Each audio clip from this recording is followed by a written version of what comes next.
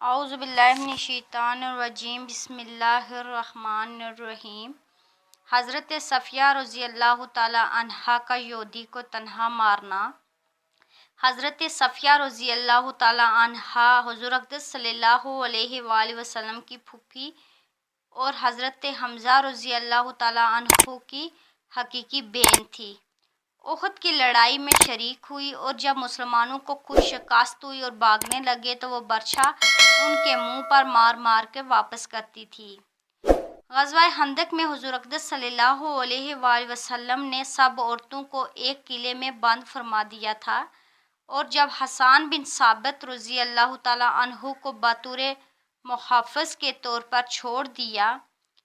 یہود کے لیے یہ موقع بہت غنیمت تھا کہ وہ تو اندرونی دشمن تھے ہی، یہود کی ایک جماعت نے عورتوں پر حملے کا ارادہ کیا اور ایک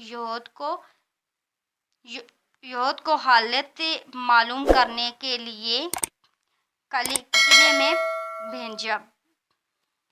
بھیجا۔